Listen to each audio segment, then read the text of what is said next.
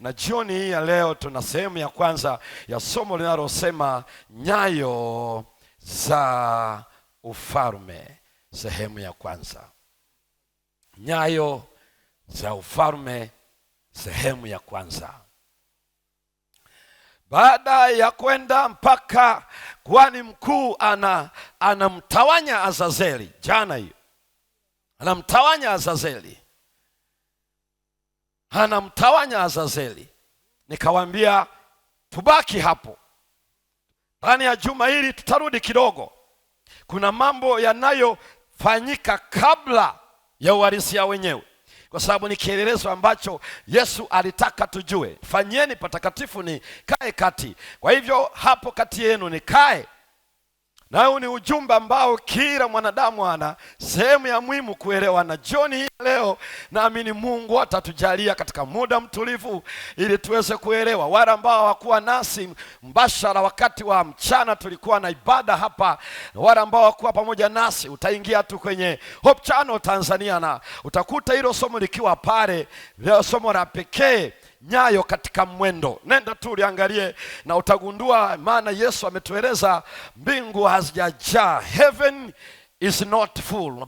Bado kuna mtu anahitajika, na hizo ni nyayo katika mwendo. Na kwa hiyo usije ukasema nimekosa hilo somo, utalipata tu pale, nyayo katika mwendo. Na jioni ya leo sehemu ya kwanza ya somo, nyayo za ufalme. Fumba macho tuweze kuzungumza na Mungu tena. Baba yetu wa mbinguni, asante jioni ya leo kwa kutupatia somo la pekee linalofungua uwanja mkubwa kwa juma hili, nyayo za ufalme.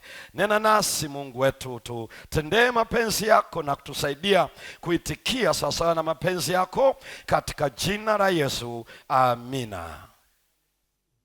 Mathayo 28 mstari wa 18 hadi mstari wa 20. Angalia pale kwenye skrini tusome pamoja. Mathayo sura ya 28 na mstari wa 18 mpaka mstari wa 20. Neno la Mungu linasema, Yesu akaja kwao, akasema nao, akawaambia, nimepewa mamlaka yote mbinguni na duniani. Basi enendeni mkawafanye mataifa yote kuwa wanafunzi, mkiwabatiza kwa jina la Baba na Mwana na Roho Mtakatifu, na kuwafundisha kuyashika yote niliyowaamuru ninyi. Na tazama, mimi nipo pamoja nanyi siku zote hata ukamilifu wa dahari. Mafungu haya 18, 19, 20 ni mafungu yenye mzigo mkubwa mno katika juma hili. Jambo la kwanza anasema nimepewa mamlaka mangapi? Yote mbinguni na nani. Hiyo ndio jambo la kwanza, mamlaka yote Yesu anayo. Yote, ukisikia yote ni yote. Yote, kama ni waziri, yote, mamlaka yote ya waziri yako kwake. Mamlaka ya rais yeyote, rais wa dunia yeyote, wa nchi yoyote, hata ya rais wa Jamhuri ya Muungano wa Tanzania Daktari Samia Suluhu Hassan, yani mamlaka yote ya serikali ya Jamhuri ya Muungano yako kwenye mkono wake. Kama ni mfalme na mfalme wa Uingereza na mataifa yanayotawaliwa na wafalme, yote yako chini yake, maana yeye ndiye mfalme wa wafalme na ni Bwana wa mabwana. Wale wote ambao ni mabosi katika serikali, katika mashirika ya umma, ambao ndio wakubwa, hao CEO, hao ndio watu wenye maamuzi na kutenda kile na kile. Nataka ujue jioni ya leo, yuko Yesu ambaye amepewa mamlaka yote, sio tu duniani lakini na juu mbinguni. Hilo ni jambo la kwanza, ana mamlaka yote mbinguni na wapi? Na duniani. Jambo la pili akasema, kwa kuwa ninayo na watuma, nendeni ulimwenguni mkawafanye mataifa mangapi? Yote kuwa wanafunzi, halafu muwabatize kwa jina la Baba, kwa jina la Mwana, kwa jina la Roho Mtakatifu. Yani hapa sikiliza ndugu zangu, anachosema nendeni kwa sababu nina mamlaka yote. Halafu akamaliza akasema, tazama wafundishe kuyashika mangapi? Yote. Kwa kuwa ametutuma tuwafundishe wakazi wa dunia kuyashika mangapi? Na usisahau ana mamlaka yote mbinguni na duniani. na ametutuma hata mimi leo na Daktari Esperance na mchungaji Peter John na yeyote aliye tumepewa na Yesu. Ametutuma na ameanza hivi, ndiye mwenye mamlaka duniani na wapi na mbinguni. Maana yake ni nini? Hamtatishwa, hamtababaishwa, hamtatetemeshwa, msitishwe na chochote, maana mamlaka yana Yesu Kristo. Ndio maana akasema muwafundishe yote, na katika juma hili mbingu zitaleta mayote. Ninawaambieni zitaleta yote, na nitayasema yote atakayonituma, kwa sababu mamlaka yote yako kwake. Sitaogopa, sitatishwa, sitatetemeshwa. Mfalme amenituma na niwafundishe yote.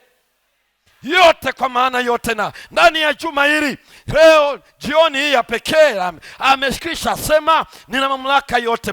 Marufuku kuogopa, marufuku kutetemeshwa, marufuku kuona haya, marufuku kuona haya. Hakuna kitakachotishia hili yote yasifundishwe. Na kama Bwana atakupatia afya njema, naomba uje usikilize yote aliyotutuma kufundisha. Njoo usikilize yote, na kila nikisimama, kila alichonipa Yesu nitayasema yote. Maana ninajua adui wa roho yako ndio adui wa roho yangu, na ni shetani pekee, na najua atachukia ila wewe. Maana Yesu akasema na kutuma kwake, ametutuma kwako ili watu wasikie, halafu waamini, kisha wabatizwe kwa jina la Baba, kwa jina la Mwana, kwa jina la Roho Mtakatifu. Ndio maana sioni haya kusema Mungu ni mmoja katika nafsi tatu. Sio kwa sababu yoyote najitengenezea. Yeye aliyenituma ndiye anayesema kuna jina la Baba, kuna jina la Mwana, kuna jina la Roho Mtakatifu, na nitayasema ndani ya juma hili yote. Mamlaka yote amepewa yeye. Enendeni. Na bahati nzuri ameanza na sisi tukamfuata mpaka mbinguni, na tukaona anachokifanya. Na anachosema ni hivi, tusiposema ni usaliti. Ni usaliti. Haiwezekani tusisema anayosema yote kwenye Biblia tukasema tumeitwa na Bwana. Ninachokuhitaji ili kwamba endelea kuomba Mungu akusaidie kusikia, Mungu akusaidie uendelee kuja. Wakati huo pia wewe ukiniombea, Mungu anijalie ujasiri wa kusema yako ambayo yatagusa serikali yako, yatakaogusa dini yako, yatakaogusa vyama. Lakini yote hayo sio kwamba Mungu ana adui na yoyote, ana adui na shetani. Jana tulimuona Ibilisi na shetani audanganyaye ulimwengu wote. Mungu anisaidie kuweka ulimwengu huu waelewe kweli yake na kuwafundisha yote aliyoagiza. Jambo la tatu alilosema, tazama niko yakari. Na anapatia kisa kilichotokea njiani kuelekea Dameski. Siku ile ambayo alikutana na Yesu na akamwambia, mimi ni Yesu wa Nazareti unayeniudhi. Na akamwambia maneno, nenda tu Dameski, usirudi Yerusalemu, nenda Dameski, nitamtuma mtoto wangu atakuja akueleze yanayopaswa kutendwa. Sasa Paulo hapa anarejelea kile ambacho Yesu alimwambia siku ile. Hiyo ni Matendo sura ya 9, utapata maelezo yale yote. Sasa anarudia kunukuu hapa Matendo 26 mstari ule wa 18. Uwafumbue macho yao na kuwageuza waiache giza na kuelekea nuru, wasiache na nguvu za shetani na kumwelekea Mungu, kisha wapate msamaha wa dhambi zao na urithi miongoni mwao waliotakaswa kwa imani iliyo kwangu mimi, yani iliyo kwa Yesu mwenyewe. Paulo anarejelea maneno ya Yesu kwamba Paulo ametumwa afanye yafuatayo: fumbua macho ya watu. Wafumbue macho waweze kuona. Wafanyeje basi? Wakifumbua macho wageuke kutoka gizani, wayaache maisha ya giza. Halafu wafanye nini? Waelekee kwenye nuru. Na usisahau yeye ndiye nuru ya ulimwengu. Taache maisha ya giza, waelekee kwenye nuru. Halafu wasiache nguvu za shetani. waachane na nguvu za shetani, wageuke, wamwelekee Mungu, watoke kwenye giza waende kwenye nuru, watoke kwa shetani waende kwa Mungu. Kwa anaposema watoke kwenye giza, anazungumzia watoke kwa shetani. Anaposema waende kwenye nuru, maana yake waende kwa Mungu. Halafu sikiliza, kisha wapate msamaha. Msamaha wa dhambi utanguliwa na toba. Hakuna mahala popote watu watasamehewa dhambi wasipotubu. Na lile neno kutubu maana yake ni kugeuka. Kama ulikuwa unaenda namna hii huku, halafu ukakutana na neno la Bwana ukageuka, ukaanza utoka huku. Kule ulikuwa unaenda gizani, unaenda na shetani unamfuata, anaenda kila mahali unamfuata. Unapokutana na neno unageuka. Metanoia, neno la Kiebrania la Kiyunani. Metanoia maana yake sasa umetoka kwenye giza unaenda kwa Bwana. Yaani ni kama ingelikuwa ni parade, ni pale wanapokuambia ya kwamba nyuma geuka. Yaani nisema about turn. Geuka ndio metanoia, turning from sin. Geuka kutoka katika dhambi and going back to God. Uende kwa Mungu, kutoka katika dhambi kwenda kwa Bwana. Lakini pia maana metanoia la neno la pili maana yake kuchukia dhambi na kumpenda Mungu. Hate sin and love God. Chukia dhambi, mpende Mungu. Hiyo inaitwa giza, inaitwa shetani. Huko anaitwa nuru na anaitwa Bwana. Metanoia, toba ndio inayowaingiza watu kwenye ufalme wa Mungu. Ndivyo alivyohubiri Yohana Mbatizaji, ndivyo alivyohubiri Yesu mwenyewe. Na baada ya kufuka kwake akawaambia wanafunzi, nendeni ulimwenguni mkawafanye mataifa yote kuwa wanafunzi, waaminie na kubatizwa, watakao tubu watasamehewa. Leo injili katika karne hii ya sasa, miaka inavyosonga mbele, imebaki ya utajirisho, imebaki ya miujiza, imebaki sio ya nini. Injili ya Yesu haina vituko kama hivyo. Sikiliza vizuri, sio kama Mungu hahitaji maisha ya watu yawe vizuri. Tawaeleza, nimewambia ya kwamba ndani ya juma hili atakachoniambia Yesu nitakisema. Mamlaka yote yako kwake. Leo mahubiri yanayoendelea ni utajirisho tu, ni kupanda tu vyeo, ni vyeo tu, ni vyeo. Utajirisho, kumiliki majumba, kumiliki magari. Halafu anasema huyo ndio Yesu tuko naye. Yesu anayetajwa kwenye Biblia anasema injili ni hii, wahubirini watu waache dhambi. Watu waache dhambi.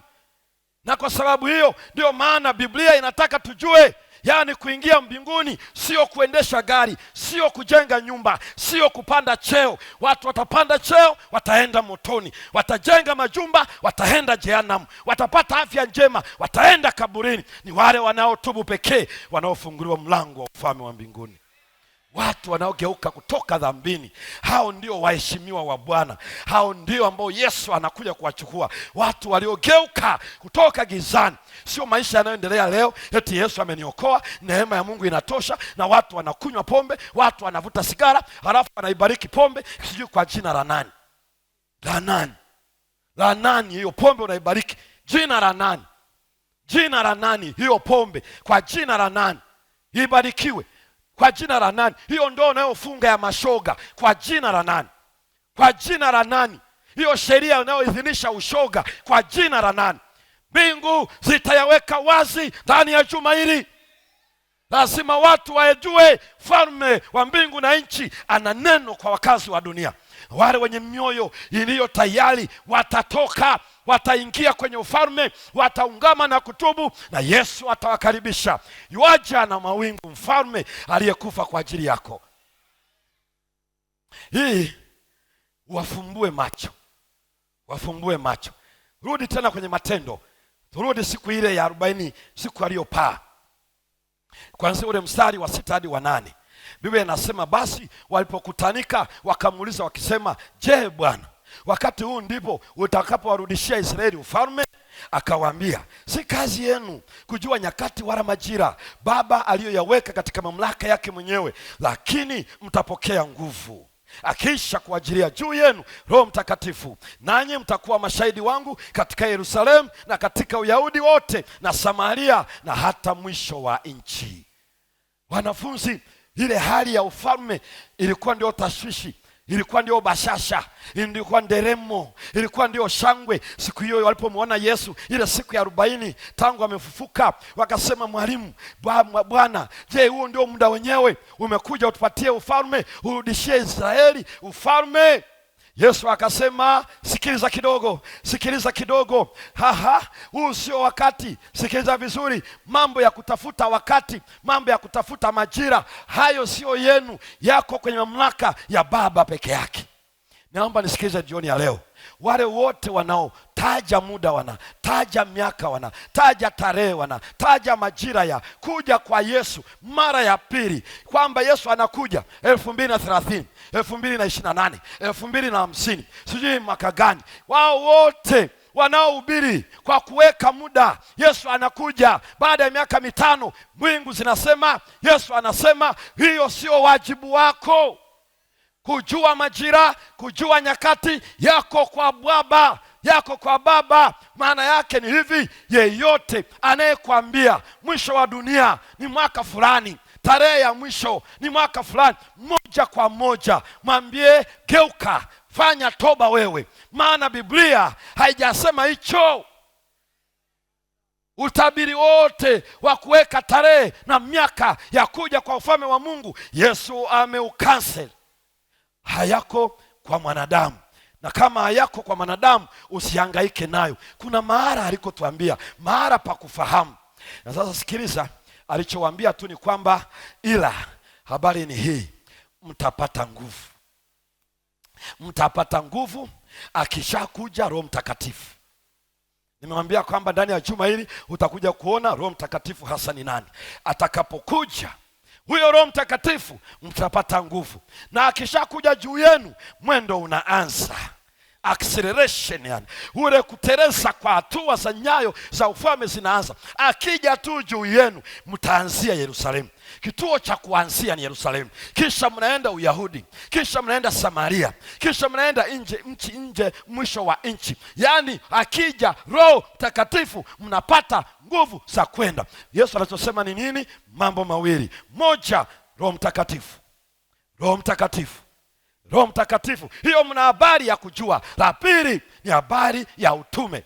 Ufalme wa Mungu unahitaji mwende mwaeleze watu, kwanza Yerusalemu, nenda Uyahudi, nenda Samaria, kisha mwisho wa nchi.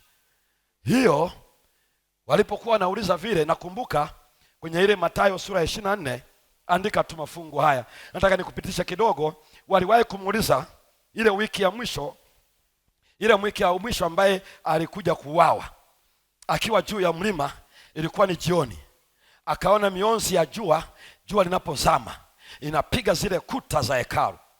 Wanafunzi wakaona linavyoaksi zile nuru za jua, wanalitabasamia lile jengo la hekalu. Halafu Yesu akasema, amini nawaambia, hakuna jiwe litakayosalia juu ya jiwe. Majibu ya Yesu yaliwaamshia hisia na kutaka kujua. Wakauliza ule mstari wa 3 wa Mathayo sura ya 24, tuambie hayo mambo yatakuwa lini? Ni dalili ya kuja kwako na ya mwisho wa dunia. Maswali matatu: lini yatakuwa? 2, ni lipi dalili ya kuja kwako? 3, mwisho wa dunia. Sasa naomba usikilize jioni ya leo, katika sehemu ya kwanza ya somo hili. Yesu katika ile maswali yote matatu, ukweli ni huu, alishughulika na swali la pili. Nisikilize vizuri. La kwanza, mambo hayo yatakuwa lini, hakulijibu. Naomba usikilize vizuri. Ndio maana unaona hata kwenye hii Matendo hakujibu. Huu ndio muda wa kuwapa Israeli ufalme, hakujibu. Akawaambia hayo hayako kwa wanadamu, yako mikononi mwa Mungu. Ina maana ukijua Yesu anakuja lini, maana yake wewe pia utakuwa Mungu. Narudia, ukijua Yesu anakuja mwaka 2000 na kadhalika, lazima utuambie wewe naye ni Mungu. Lakini kama wewe ni mwanadamu, hiyo unaipata wapi? Mwenyewe amesema hapana, msihangaike na majira na muda. Kwa hivyo na wao wakauliza swali la kwanza, tuambie ni lini, na Yesu hakujibu hilo swali ni lini. La 3, naye nini? Mwisho wa dunia. Lini na mwisho wa dunia ni maswali mawili, lakini ya kitekniko, yani wanafunzi walikuwa wajabu sana. Kama atajibu tuambie yatakuwa lini, na lile la 3, mwisho wa dunia, na wakafikiri Yesu ni mwanadamu wa kawaida. Hauwezi kumtega kwa swali, maana anajua unachofikiri, unakoelekea. Na sasa Yesu hakujibu swali la kwanza. Na la mwisho wa dunia alikuja kuambia tu kiindiketa, anasema kiashirio. Subiri tu kidogo. Lakini lile la pili ndilo alilojibu Mathayo nzima 24 mpaka 25. Yaani yoyote anajibu lile swali, na akajibu ifuatavyo: 1 mstari wa 4 mpaka wa 5, kisha mstari wa 11, kisha mstari wa 23 na 24. Jambo la kwanza aliloanza nalo ni udanganyifu wa kidini. Akasema, angalieni mtu asije akawadanganya, maana watakuja makristo wa uongo na manabii wa uongo. Alafu akasema watadanganya wengi. Akarudia mstari wa 11, watadanganya wengi. Akarudia mstari wa 23 na 24. Kisha akasema, tazama nimekwisha kuwaonya mbele. Wakiwaambia Kristo yuko huku, msiende. Wakiambia ametokea Japani, msidanganyike, maana si wa kutangaziwa na watu. Yesu hatatangazwa na redio yoyote na televisheni yoyote. Siku hiyo kila aliye hai atamwona kufumba na kufumbua. Ndio maana habari zote unazosikia, Yesu alitokea akatokea Uganda, Yesu alitokea akatokea Kongo. Hivi karibuni kuna mwingine naye anajiita Yesu ametokea Kenya. Ilipokuja Pasaka wakajua watampeleka msalabani akajisalimisha. Yaani unajua watu akishashiba, wanadamu ni wajabu, akishashiba udanganyifu unapitiliza mpaka akili inajitoa ufahamu. Ndio maana vijana nasema wanajizima data. Yaani unaamua tu kuswitch off, na zima taa, unakuwa kwenye giza. Yaani watu wanakuja, mara Yesu amekuja, mara ametokea mahala, imekuwa hivi. Yesu anasema hizo ni dalili ya kwamba tunaelekea mahala. Lakini akasema udanganyifu wa kidini utakuwa kwenye vilele. Na kitu cha kwanza Yesu alichoanza nacho ni udanganyifu wa kidini.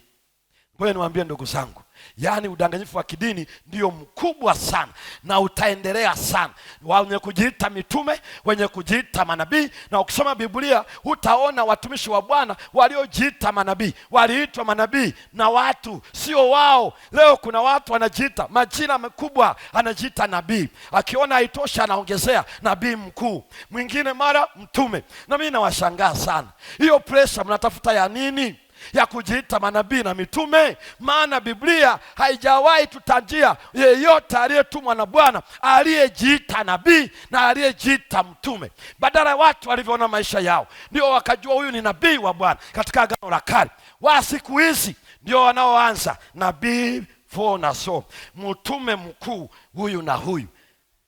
Situbabaishe shetani, usibabaishe watu. Najua anachokifanya ni nini. Endelea tu kuhudhuria ndani ya juma hili. Shetani anachokifanya ni nini? Anajua yale ni nafasi zenye kuaminiwa za juu katika Biblia, mitume na manabii. Na ndio maana utaona mitume wote wanaoitwa mitume, hutaona kando na wale 12. Na halafu akaja akatajwa mwingine ambaye ni Paulo, kwa sababu Yesu alijitokea kwake na akampa utume kwa mataifa. Nenda uone hata walioongolewa wote hakuna hata mmoja, ingawa Mungu aliwatumia kwa mambo makubwa, hawakujiita mtume wala hawakujiita nabii. Na katika karne ya 21 hao tunao kama njugu.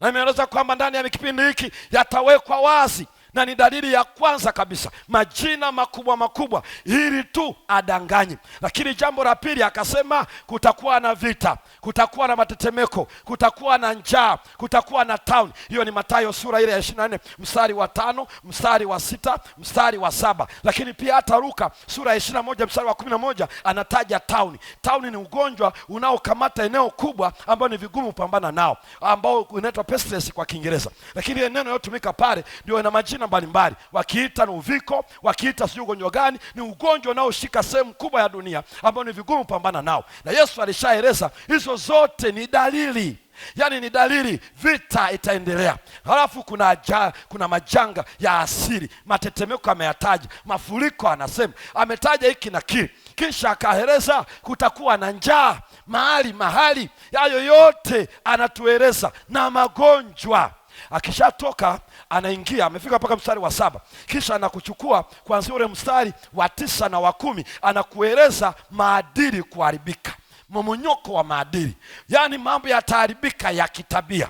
Tabia za watu zitaharibika. Unajua kuharibika, zitaharibika kabisa. Yaani anasema watawatesa waaminifu, walio waaminifu wataumia, watashughulikiwa kwa sababu ya uadilifu wao, kwa sababu ya uaminifu wao, lakini pia watateswa kwa sababu ya imani yao kwa Mwokozi wao. Anapotoka pale ndipo anasema kwa sababu ya kuongezeka maasi, upendo wa wengi utapoa. Hakuna mamlaka chini ya jua itakayopunguza maasi. Sikiliza, maasi yataongezeka kila kunapokucha. Na angalia, nenda uchukulie data uone kwenye upande wa vita ni matokeo ya maasi. Kwenye upande wa magonjwa unaona yanaendelea. Hayo mambo yanatazamiwa kuongezeka. Sikatishi tamaa wanaoshughulika na mambo ya tabia za wakazi, maana hata mimi hapa nashiriki neno la Bwana kubadilika tabia. Ila Yesu anatueleza hivi, mojawapo ya dalili kwa sababu ya kuongezeka maasi, upendo wa wengi utapoa. Lakini akasema mwenye kuvumilia hata mwisho ndiye atakayeokoka. Yaani sifa ya kuishi katikati ya uozo wa maadili ni kuvumilia hata mwisho. Usiige uovu, vumilia mpaka mwisho. Angalia anachokisema ule mstari wa 8, akasema hivi, hayo yote ni mwanzo wa utungu, ule mwisho bado.